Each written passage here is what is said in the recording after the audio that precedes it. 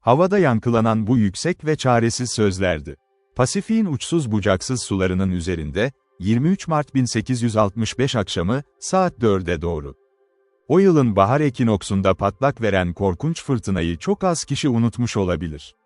Fırtına 18 ile 26 Mart tarihleri arasında hiç durmaksızın şiddetlendi. Yıkımları korkunçtu. Amerika'da, Avrupa'da, Asya'da. 1800 millik bir güzergahı yerle bir etti, 35. kuzey paralelden ekvatora, oradan 40. güney paraleline kadar eğri bir hat boyunca ilerledi. Kasabalar devrildi. Ormanlar köklerinden söküldü. Kıyılar su dağları tarafından harap edildi. Gemiler karaya vuruldu, yüzlercesi. Tüm bölgeler alt üst oldu. Binlerce insan, karada ezildi ya da denizde boğuldu. Bu yıkıcı fırtına, izlerini derin bıraktı. Havana'yı ve Guadalupe'yi harap eden felaketleri aratmıyordu.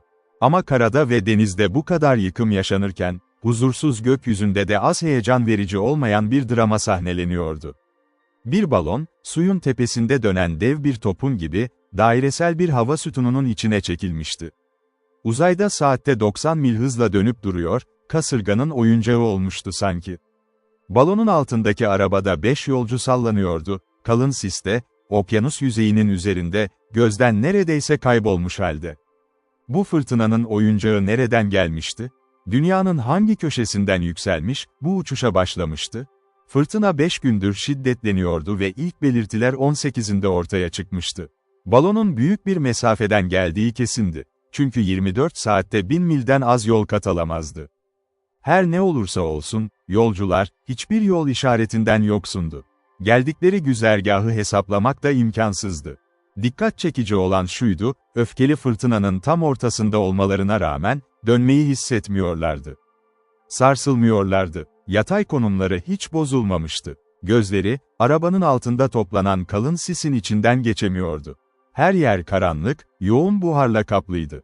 O kadar yoğundu ki, gündüz mü gece mi olduğunu bile ayırt edemiyorlardı.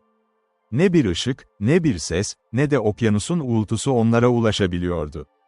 Hızlı inişleri bile dalgaların nedenli tehlikeli olduğunu tam göstermemişti onlara. Ama balon, ağır eşyalar denize atılarak hafifletilince, atmosferin üst katmanlarına, 4500 fete kadar yükselmişti.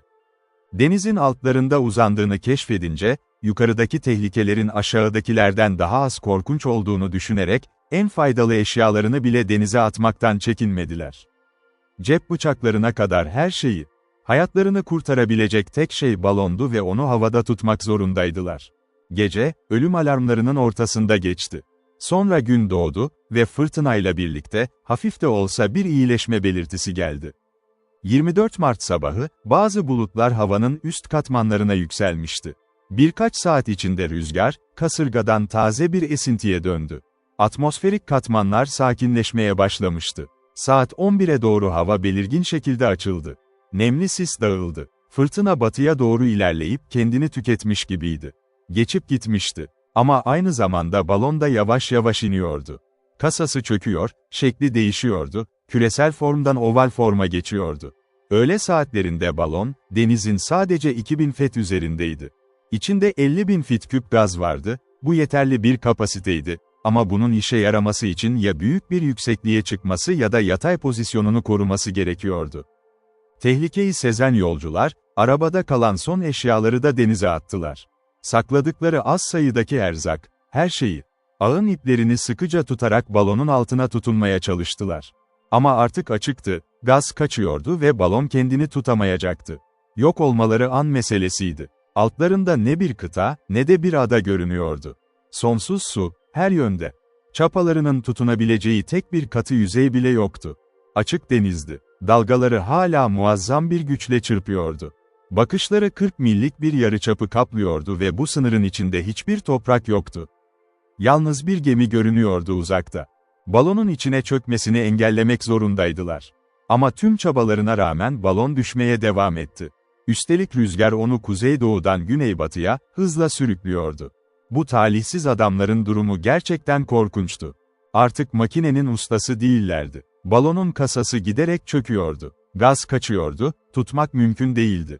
Öğle vakti geçtikten kısa süre sonra araba, okyanusun sadece 600 fet üzerinde asılı kaldı.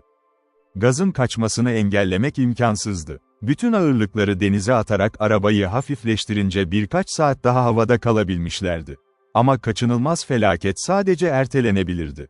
Eğer kara gün batmadan görünmezse, gezginler, araba ve balon, dalgaların altında kaybolacaktı. Şimdi kalan tek çözüme başvurdular. Ölüme gözlerini dikmiş, korkusuz adamlar bunlardı. Dudaklarından tek bir mırıltı çıkmadı. Sonuna kadar mücadele etmeye kararlıydılar. Düşüşlerini geciktirmek için her şeyi yapacaklardı. Araba yüzemezdi ve deniz yüzeyinde ayakta kalma ihtimali sıfırdı. 2 saat daha geçti. Balon artık suyun yalnızca 400 feet üzerindeydi. O an yüksek bir ses duyuldu, yüreklere korku salan bir ses. Diğerleri de yanıt verdi, kararlı. Her şey atıldı mı? Hayır, burada hala $2000 altın var. Ağır torba hemen denize fırlatıldı. Balon yükseliyor mu? Biraz, ama çok geçmeden tekrar düşecek. Daha ne atılacak? Hiçbir şey. Evet var, araba. Ağı tutun ve arabayı denize bırakın. Bu, balonu hafifletmenin son ve tek yoluydu. Arabayı tutan ipler kesildi. Balon, serbest kalınca 2000 fete fırladı. 5 yolcu ağa tutunmuştu. Uçuruma bakıyorlardı. Balonların hassasiyeti iyi bilinir. En hafif ağırlığı atmak bile dikey bir sıçramaya yol açar. Matematiksel bir denge hassasiyeti vardır onlarda. Bu yüzden önemli bir ağırlık atılınca tepki ani olur, sert olur. Ama bir anlığına yükseldikten sonra balon yeniden inmeye başladı. Yırtıktan gaz kaçıyordu ve tamir etmek imkansızdı. İnsanların yapabileceği her şey yapılmıştı. Artık hiçbir insan çabası onları kurtaramazdı. Her şeyi yöneten onun merhametine sığınmak kalıyordu. Saat 4'te balon, su yüzeyinin yalnızca 500 feet üzerindeydi. O anda yüksek bir havlama duyuldu. Yolculara eşlik eden bir köpek vardı. Efendisine yaklaşmak için ağın arasında tutunuyordu. "Top bir şey gördü," diye bağırdı adamlardan biri. Ve hemen ardından, yüksek bir sesle haykırdı. "Toprak, toprak." Rüzgarın gün doğandan beri sürüklediği balon, güneybatıya doğru yüzlerce mil gitmişti. Ve o yönde, kabul edilebilir bir yükseklikte, arazi belirmişti. Ama hala 30 mil uzaktaydı. 1 saatten az sürmezdi oraya ulaşmak. Ve bu süre içinde rüzgar altına düşme ihtimali vardı. 1 saat. Balon bu süre içinde tüm gazını tüketmiş olabilir miydi? Yine de tutulabilir miydi? İşte, korkunç soru buydu. Gezginler bunu net bir şekilde görüyordu, her ne pahasına olursa olsun o karaya ulaşmaları gerekiyordu. Orası bir ada mı, kıta mıydı bilmiyorlardı. Kasırga onları dünyanın neresine sürüklemişti, onu da bilmiyorlardı. Ama oraya ulaşmak zorundaydılar. İster ıssız olsun, ister misafirperver. Balon artık kendini tutamıyordu. Birkaç kez devasa dalgaların tepeleri ağın altını yalamıştı, bu da onu ağırlaştırmıştı. Balon sadece yarım kalmıştı sanki, yaralı kanatlı bir kuş gibiydi. Yarım saat sonra kara yalnızca 1 mil uzaktaydı. Balon ise yorgun, gevşek, büyük kıvrımlar halinde sallanıyordu, yalnızca üst kısmında gaz kalmıştı. Yolcular ağa tutunmuş, denize yarı batmış halde, öfkeli dalgalarla boğuşuyordu. Rüzgar onu bir gemi gibi sürdü. Belki bu şekilde karaya ulaşabilirlerdi. Ama sadece 2 kulaç uzakta, 4 çift akciğerden korkunç çığlıklar yükseldi. Balon, bir daha kalkmayacakmış gibi görünürken, aniden beklenmedik bir sıçrama yaptı. Muazzam bir deniz dalgası altından geçmişti. Sanki yeni bir ağırlıktan kurtulmuş gibiydi, 1500 fete fırladı. Ve orada bir rüzgar akıntısı onu yakaladı, doğrudan kıyıya değil, neredeyse paralel bir yönde sürükledi. Sonunda, 2 dakika sonra balon gürültüyle kuma çarptı. Dalgaların ulaşamadığı kumlu bir plaja. Yolcular birbirlerine yardım ederek ağdan çıktılar. Balon, ağırlıklarından kurtulan yaralı bir kuş gibi bir an canlandı ve sonra, kayboldu uzakta. Ama arabada 5 yolcu, bir köpek ve balon vardı. Kıyıya yalnızca 4 kişi çıkmıştı. Kayıp olan kişi, balon son kez yükselirken denize sürüklenmişti. Dalgalar ağa çarpmış, birini götürmüştü. Ve bu sayede balon hafifleyip karaya ulaşabilmişti. Ayağa kalkar kalkmaz, 4'ü de aynı anda haykırdı. Belki yüzmeye çalışıyordur. Onu kurtaralım, onu kurtaralım. Bu kıyıya kasırganın attığı kişiler, meslek olarak havacı değildi. Amatör de değildi. Savaş esiri olan bu cesur insanları, olağanüstü bir kaçış planına iten, içlerindeki sönmez cesaret olmuştu. 100 kez neredeyse yok olmuşlardı. 100 kez balondan kopup okyanusun derinliklerine düşmeye ramak kalmıştı. Ama kader onları başka bir şey için saklamıştı. 20 Mart'ta General Ulysses Grant'in kuşatması altındaki Richmond'dan kaçmışlardı. Şimdi ise kendilerini, güneyin ana kalesi Virginia'dan, 7000 mil uzakta buluyorlardı. Hava yolculuğu 5 gün sürmüştü. Peki bu kaçışa yol açan koşullar neydi? 1865 yılının Şubat ayında, General Grant Richmond'u ele geçirmeye çalıştığı operasyonlardan birinde başarısız olmuştu. Ama bu çatışmada bazı subaylar düşmanın eline geçmişti. Bunların en seçkini, Kaptan J.Y. Russ Harding'di. Massachusetts doğumluydu. Birinci sınıf bir mühendis, savaş sırasında demiryollarında kritik görevler üstlenmişti. Gerçek bir Kuzeyli, zayıf, kemikli, yaklaşık 45 yaşında. Kısa kesilmiş saçları ve kalın bıyığıyla, sakalı çoktan beyazlaşmıştı. Delici gözleri, ciddi ağzı, zeki duruşuyla bir madalyaya basılmış gibi görünen bir yüzü vardı. Mühendisliğe çekiçle, kazmayla başlamış ve sıradan bir askerken generalliğe yükselmiş biriydi. Zihinsel gücün yanı sıra büyük bir el becerisi vardı. Kasları olağanüstü bir azim sergiliyordu. Düşünce adamı olduğu kadar eylem adamıydı da, enerjik, neşeli, berrak kafalı ve pratik. Her acil durumda 3 şeyi bir araya getirirdi: zihin ve beden etkinliği, çabuk karar alma ve güçlü irade. Sloganı, 17. yüzyılda Portakal'ın William'ının sözü olabilirdi: başarı umudu olmasa da devam ederim. J.Y. Russ Harding, cesaretin ta kendisiydi. Illinois'de gönüllü olarak başlamıştı. Grant komutasında Paducah'ta, Belmont'ta, Pittsburgh inişte savaşmıştı. Corinth kuşatmasında, Port Gibson'da, Black River'da, Chattanoogga'da, Vahşi Doğa'da, Potomac'ta, her cephede, cesurca. Grant'in, "ölülerimi asla saymam" dediği generalin layık bir askeriydi o. Yüzlerce kez ölüme yaklaşmıştı. Ama her seferinde şans ona yanlı davranmıştı, ta ki Richmond yakınlarındaki savaş alanında yaralanıp esir alınana kadar. Aynı gün, aynı saatte, başka önemli bir isim de Güneylilerin eline geçti. Gideon Spilett, New York Herald'ın muhabiriydi. Kuzey ordularını takip etmesi emredilmişti. Gideon Spilett, Stanley ve diğerleri gibi yenilmez bir ırktan geliyordu. Kesin bilgiye ulaşmak için hiçbir şeyden çekinmeyen o efsanevi muhabirlerden. Birliğin New York Herald gibi gazeteleri gerçek birer güçtü ve muhabirleri hesap verilmesi gereken adamlardı. Spilett bu muhabirlerin ilklerindendi. Büyük bir şöhrete sahip, enerjik, hızlı, her şeye hazır bir adamdı. Fikirlerle doluydu. Tüm dünyayı gezmişti. Hem asker, hem sanatçı, hem cesur bir gözlemci, hem de kararlı bir kalemdi. Ateş altında yazmıştı. Mermiler arasında, rapor etmişti. Her tehlikeyi hoş karşılamıştı. Tüm savaşlarda ön saflardaydı, bir elinde tabanca, diğerinde not defteri. Üzüm atışı kalemini titretmezdi. Söyleyecek bir şeyi olmadığında telgraf çekmezdi. Ama her notu kısa, kararlı ve açıktı. Her satırı önemli bir noktaya ışık tutuyordu. Black River olayından sonra telgraf ofisinin kapısında yerini korumaya karar vermişti. Savaşın sonucunu günlüğüne bildirdikten sonra, 2 saat boyunca İncil'in ilk bölümlerini telgrafla göndermişti, sadece hattı meşgul tutmak için. New York Herald'a $2000 mal olmuştu bu. Ama karşılığında Herald, o haberi ilk yayımlayan gazete olmuştu. Spilett uzun boyluydu. 40'ını biraz geçmişti. Kırmızıya yakın bıyıklar yüzünü çevreliyordu. Gözleri sabit, canlı ve hızlıydı. Bir sahneye bakınca tüm detayları bir anda kavrayabiliyordu. İyi yapılıydı. Her iklime alışkındı. Soğuk suda sertleşmiş bir çelik bar gibiydi. 10 yıl boyunca New York Herald'ın muhabiriydi. Mektupları ve çizimleriyle gazeteyi zenginleştirmişti, çünkü kalem kadar kalemin kullanımında da yetenekliydi. Yakalandığında da savaşın bir taslağını çiziyordu.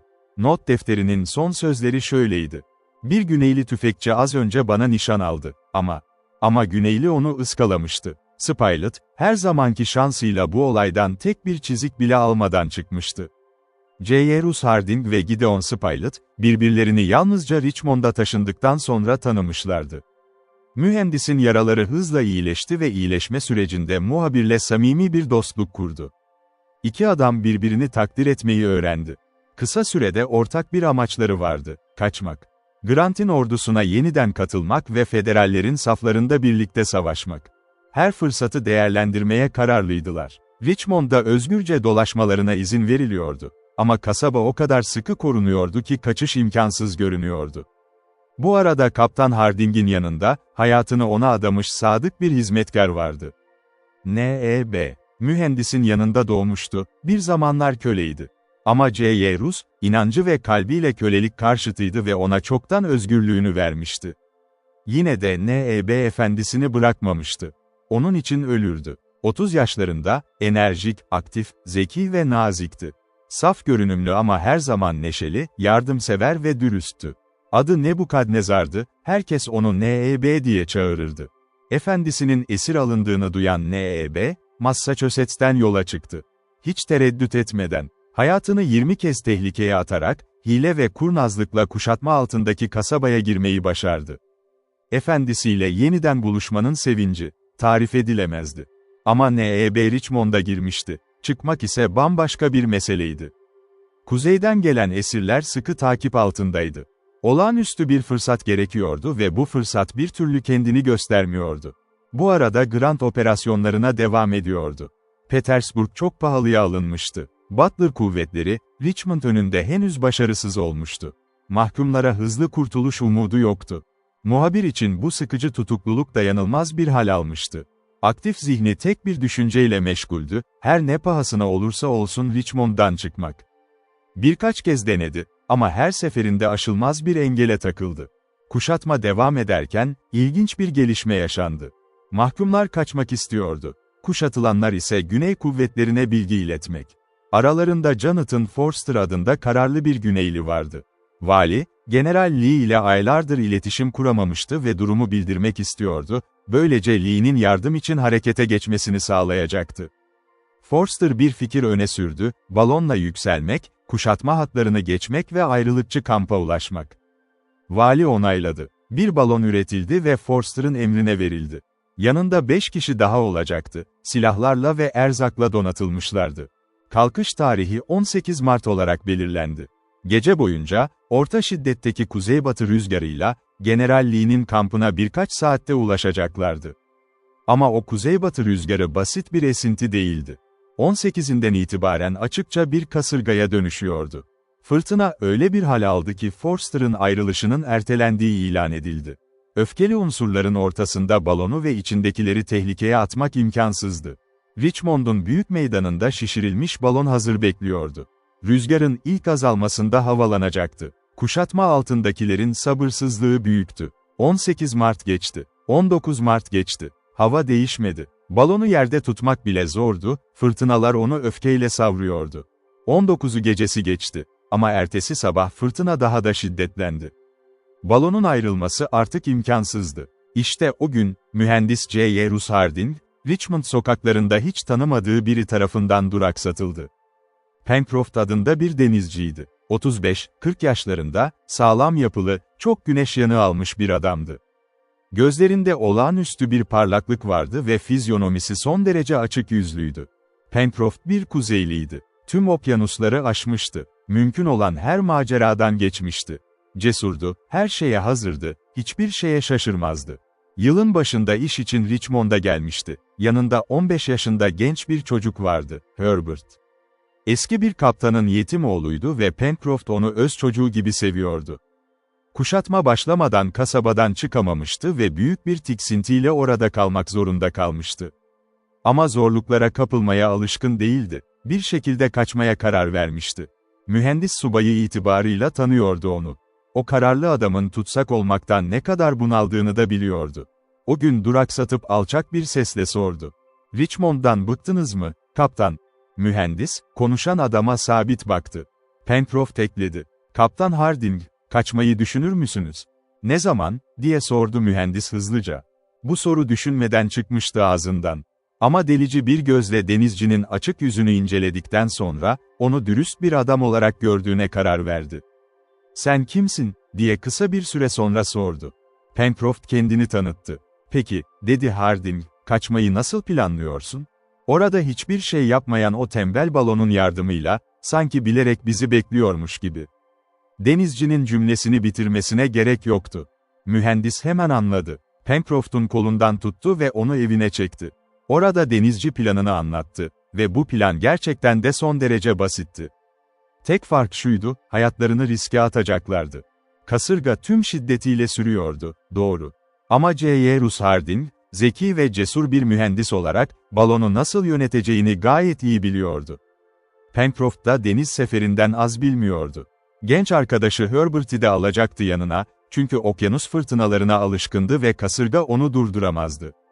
Kaptan Harding denizcinin anlattıklarını tek kelime etmeden dinlemişti. Ama gözleri memnuniyetle parlıyordu. İşte, uzun zamandır aranan fırsattı bu. Ve onu görmezden gelecek biri değildi. Plan uygulanabilirdi. Ama son derece tehlikeliydi. Bunu kabul etmek gerekiyordu. Gece saatlerinde, gardiyanların gözünden kaçarak balona yaklaşacaklar, arabaya binecekler ve onu tutan ipleri keseceklerdi. Ölme ihtimalleri vardı. Ama başarma ihtimalleri de. Ve bu fırtına olmasaydı, balon çoktan gitmiş olurdu ve bu fırsat hiç doğmazdı. "Yalnız değilim," dedi sonunda Harding. "Kaç kişi getireceksin?" diye sordu denizci. "2 kişi. Arkadaşım Spilett ve hizmetkarım N.E.B. 3 olacak," dedi Pencroft.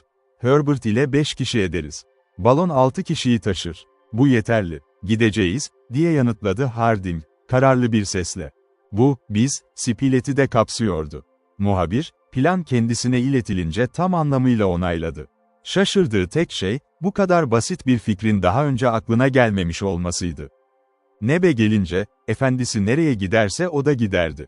"O zaman bu akşam, saat 10'da buluşuyoruz," dedi Pencroft. "Tanrı versin," diye yanıtladı Kaptan Harding, "fırtına gitmeden önce dinmesin." Pencroft ayrıldı ve genç Herbert'ın beklediği konaklamasına döndü. Cesur çocuk planı duymuştu ve sonucu merakla, kaygıyla bekliyordu. Böylece 5 kararlı insan, fırtınanın merhametine kendilerini bırakmaya hazırlanıyordu.